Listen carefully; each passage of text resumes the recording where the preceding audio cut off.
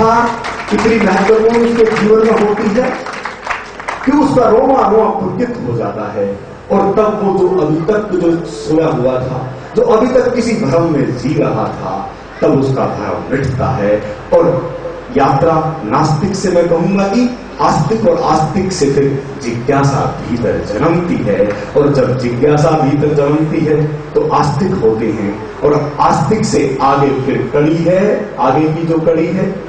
अब देखें कि आस्तिक जब ज्ञानपूर्ण हो गए, थोड़ा थोड़ा जब ज्ञान हो जाता है, तो अगला बढ़ाव उस ज्ञान का है जो जानना है। मैं उस ज्ञान की बात नहीं करूंगा जो शास्त्रों में है।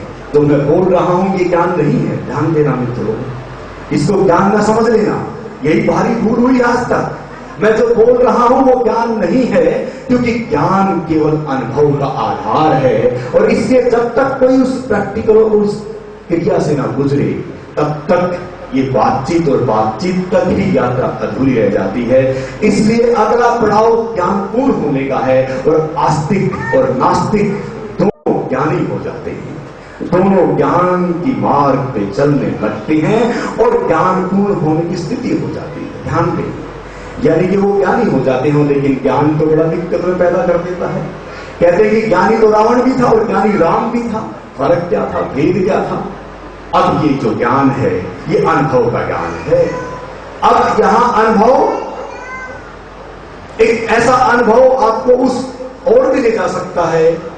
इसलिए मैं कहूंगा यहां जो मित्र यहां तक आते हैं तो बीच और आधे अधूरी उस यात्रा को ना छोड़े, अभी पड़ाव आगे है। उस पड़ाव की केवल यात्रा 12 दिनों की है, ध्यान देना। और मैं कहूंगा, मैं जब भी बोलता हूं तो 12 दिनों की तो एक पड़ाव और एक यात्रा है। लेकिन मैं कहूंगा कि एक घास के तिनके को भी खोजने वैज्ञानिक लिख ले तो उसकी थाना मिलती है। तो ये तो अनंत यात्रा है।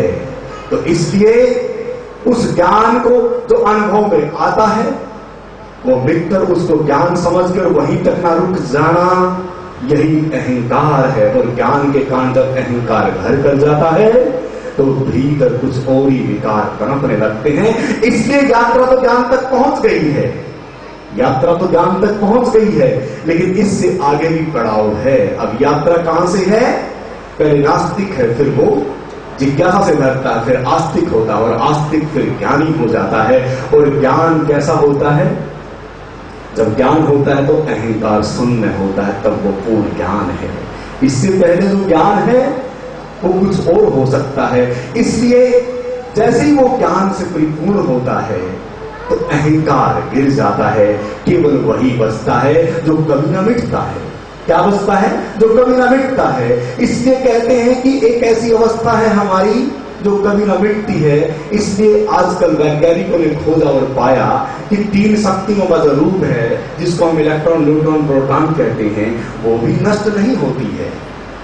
और कहते हैं कि रजस तमस जो हमारी प्रकृति है, एक ही संबंध है, ध्यान देना, वो भी ना कभी मिटती है ना खत्म होती है। ब्रह्मा, विष्णु, महेश, ये तीनों का रूप है। इसलिए पालना करता है, व्यवस्था करता है, संहार करता है, और तीनों अणुओं में ये शक्ति विद्यमान है। इसलिए रजस और तमस और स्तो जब सम हो जाती है प्रकृति, और जब हमारा इलेक्ट्रॉन, न्यूट्रॉन, प्रोटॉन जो विद्युत से हमारा पूरा शरीर जो जब शिथिल हो जाता है, तो तब मित्रों जब कहते हैं कि तीनों शक्तियां जो, जिसको ब्रह्मा, विष्णु, महेश कहते हैं, जब वो स्थिति सम हो जाती है तो आपके भीतर एक महाचेतना में विस्फोट होता है। उसके बाद जो मन से जुड़े हुए जो हिस्से हैं वो गिर जाते हैं। और मन का अति सूक्ष्म हिस्सा अहंकार है। और जब अहंकार गिरता है तो आप पूरे गुलजार होते हैं। और उसके बाद आप राम, कृष्ण, बुद्ध और पतंजलि, और मैं कहूं कि जितने भी संत जिनके नाम भी ना लिए जा सकते हैं, उनकी श्रेणी में आप आ खड़े हो जाते हैं।